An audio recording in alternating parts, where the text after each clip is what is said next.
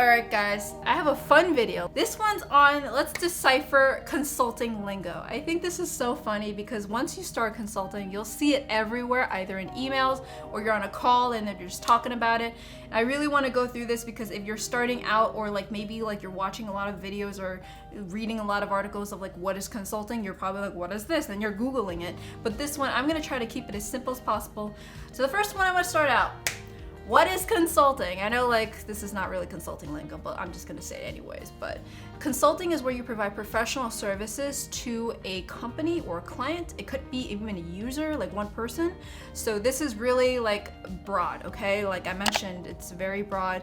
It's not really gonna be technical. It's not gonna be management consulting. Consulting could be as simple as you have an inspector come into your house and look at the plumbing. Like that's technically a consultant too. But when it comes to professional consulting, that's where we bring in consulting like management consulting, technology consulting, operations consulting, strategy consulting, the list goes on. Mostly whenever it comes to corporate and working with actual companies, private or public companies. So let's talk a little bit more about the actual acronyms now. So what is MBB? If you're interested in strategy or management consulting, you probably heard about MBB. Sometimes they're also known as the big three. MBB, M specifically is McKinsey, B is BCG. Honestly, like I think the two B's are interchangeable. I don't really know the main order really, but so M is McKinsey, B is BCG, which is Boston Consulting Group, and the other B is Bain & Company. So those are the three biggest and also like the most prestigious strategy consulting companies. They're not the only ones because there's a lot of boutique ones and a lot of them that like actually like the big four or other consulting firms have a little wing specifically for strategy. So now what are the big four? And I think a lot of people get a little bit confused because sometimes they say big five and sometimes they say big four. So big four is actually EY, which is Ernst & Young, Deloitte, PwC. PwC is PricewaterhouseCoopers. There's a little bit of a mouthful there. And you have KPMG, which honestly, I don't even know there is like an acronym. Let me see. KPMG. Ooh, well, oh my God, I can't pronounce this. Kleinveld, Piet, Marwick, Gordeler. That's KPMG, so just call them KPMG. And then we have Accenture. So Accenture, the reason why I mentioned Accenture is they're not part of the big four, but they were part of the big five. They used to be Andersen Tax back then. So I thought this was pretty interesting because I didn't even know Accenture spun off of that. Andersen Tax is like what the others were, like accounting firms. And then after that, big five turned into big four. So they're no longer part of the big four. Accenture's no longer part of the big four, but some people like to say that they are, kind of, not really. But I personally think that Accenture's more focused on technology, business optimization in that particular area. So that's why I don't think they're exactly like the big four, just because they're structured a little bit differently. They're also public. So MBB, big four, they're all private. But Accenture is public, so that's where it's a little bit different because Accenture does have to follow shareholders and stockholders and also have to go public, so they have an actual stock ticker. So now, like whenever it comes to consulting, how do we talk about this like in terms of the lingo? So what is a boutique firm? And I did have a video on what is a big versus boutique firm, but boutique specifically could really dive down to like three different things. One is niche, maybe like specifically like Accenture is a big generalized firm that focuses on a lot of different things, but they're not really focused on one particular thing. They may have like a strategic initiative to focus on a particular area, but a boutique is very specific to a particular area. So for example, in my internship at Analytic Partners, it was a boutique firm where it focuses on marketing data analytics, specific to marketing data analytics, and not like data analytics or marketing. It was marketing data analytics together. Usually the lifestyle is a little bit different, even the structure is different because it's usually private typically. So I would definitely check that out over here on like what is the difference between big and boutique firms. Another one, the second one is typically region. If maybe for example Accenture is global, but maybe there's a boutique firm that's focused on New York, and then all of their clients are going to be in New York and they really specialize in that area. So an example of how like maybe someone would want to go to a regional or specific area for that is that, let's say for example someone wants to expand an office to New York, or that they wanted to do something in New York specifically. So this firm has expertise in New York or in this area of industry or in general, like how the business is like. So someone would probably want to go to a business, they would probably want to go to a boutique firm and compare to like a firm in California that doesn't really go to New York or know much about it as well. So that's usually one of the reasons. The third one is that they're just generally smaller. So maybe they're like very small and they cater to a type of customer. So maybe they're like, for example, catering to small businesses. They may be a small boutique firm on IT support, like outsource IT support. There's so many different types of boutique firms, but that's what I would say are the 3 main types. And usually, like, I think there's like no really one good or one bad way of going into consulting. You can go into consulting as a boutique firm and then go into a big firm, or go from big firm to boutique firm. Usually, like, depending on what you want to do, people go either or they just leave consulting altogether.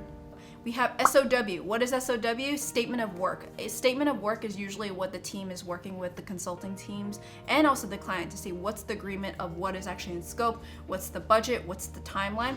Whenever there's actually a change, like for example, they're like, oh, we're gonna have to push out the timeline, or we need to include this new functionality, so we're gonna increase the budget. That's gonna be a change order. A change order is officially gonna be like a change order to a purchase order, but in consulting, it's really SOW. So you get a change order, and that's where we inject a lot of new hours or people or resources or scope, anything like that, just any change to the SOW. It's really good to have an SOW because it's good to say like, okay, this is not an SOW, so we're not gonna do it, you know? We don't want scope creep, or we don't want them to say that whatever they're supposed to do is actually on our plate. So that's why everything in the SOW is highlighted very clearly. So another one I want to talk about is chargeability. Chargeability is something I think very specific to consulting, or at least specifically to like service work, I think. I don't know, honestly. So chargeability is usually where you're going to be on a project.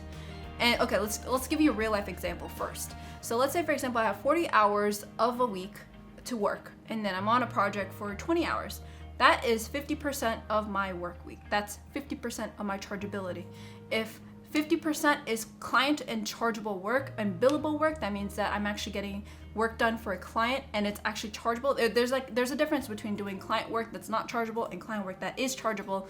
Chargeable means that it actually counts towards your chargeability and your utilization rate. You're generating revenue for the firm, or you're actually like officially on it, because if you're shadowing on a project and it's like doing work that's chargeable, but you are not chargeable yourself, you're not actually going to be doing actual chargeable work. So chargeability is typically like they want you to be as high as possible, usually like over 80%, 90%, depending on the firm. Like maybe they don't even care and they just want to make sure you're doing something, because sometimes like if there's not a lot of projects out there because the sales team is probably on a slowdown, or maybe it's like around the holidays and people just don't want to do it, or the pandemic hits and now a lot of clients don't want to do something, so your chargeability may take a dip. So it is usually, the chargeability is over the course of a year. So it doesn't reset to 0% when you start out. It's really just a matter of like an average. For example, this week I'm at 50%, next week I'm at 100%, my chargeability is now effectively 75%. I'm not really gonna be 50 or 100 or like whatever the chargeability at that time is my chargeability. No, like right now I could be 50% if I'm doing 50% of the work that I'm supposed to be doing.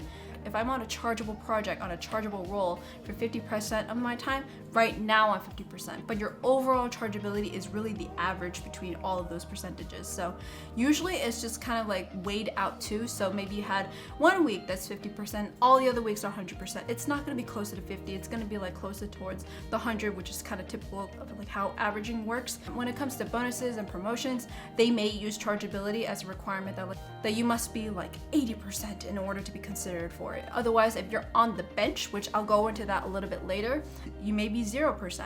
On that note, let's talk about on the bench. What does that mean? And some people call it on the beach too.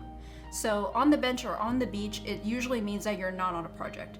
However, it's not like you're not on a project, it just means you're not 100% on a project. So for now, like right now I'm 50%.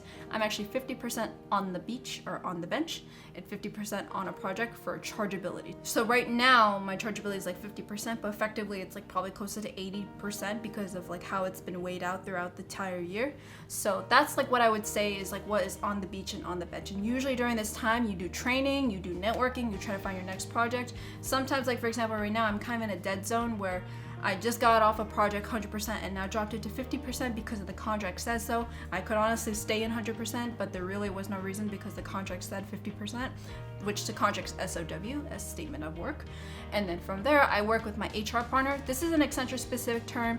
I'm not gonna say this is consulting lingo, but it really does differ on your firm if you even have an HR partner. Maybe like your manager is the one that's like finding it, or maybe you yourself or HR. But for us, HR partners used to be called the talent fulfillment specialist. They find projects for you, and then they try to get you on there. So that way your chargeability gets up, and then your firm or your quarter or your fiscal year chargeability also goes up. So it's usually really good, and I think like actually they don't penalize you if your chargeability is low. They just want to make sure that you're trying. So if you're trying and you're not getting anything, you still need to figure out why you're not getting anything. So either it could be training, or it could be like maybe figuring out what you need to do. Sometimes chargeability is called utilization rate as well. So if you want to say like you're 100% utilized, then yes, you are. However, sometimes that also means that 100% utilization means that you're just 100% on a project, but it doesn't mean you're chargeable. Sometimes you could be 100% utilized and 50% chargeable, which means that 50% is not chargeable work. So that's something to think about.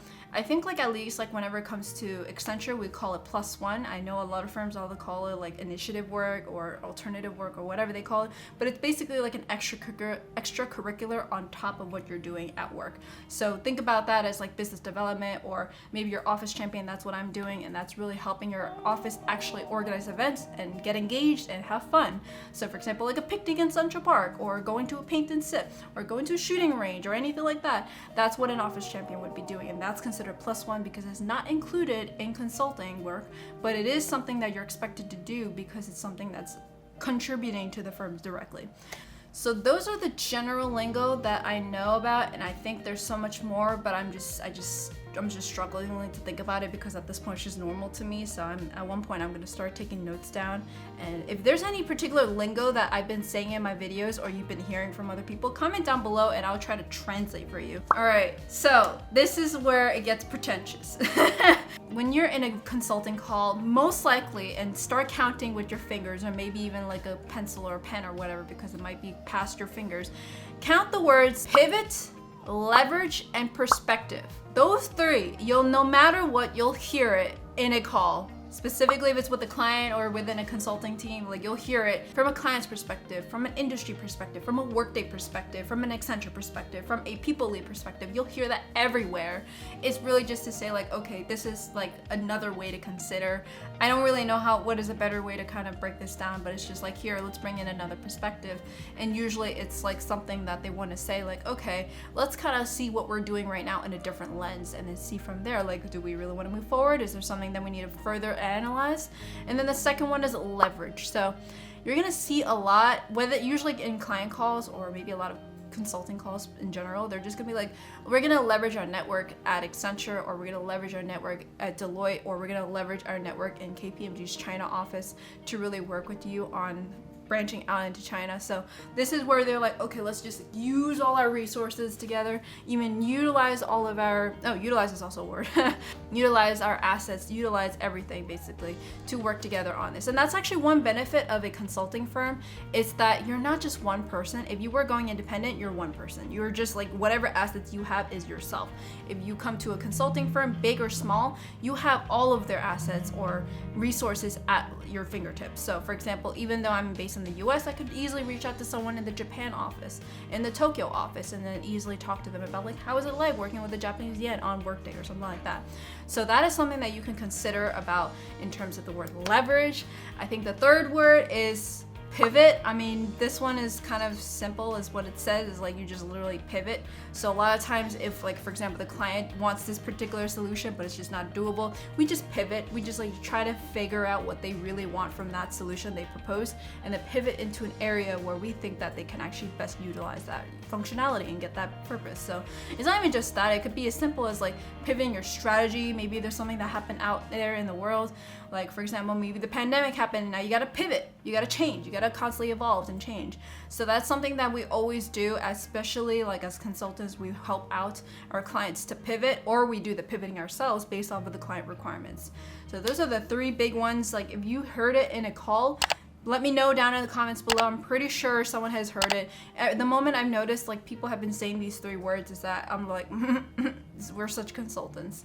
So hopefully this helped out. I think a lot of this, like you could probably Google it, but I'm trying to figure out like if there's anything else that I missed out. Let me know down below and then I'll try to respond to you. Thank you guys so much and see you guys next time. Bye.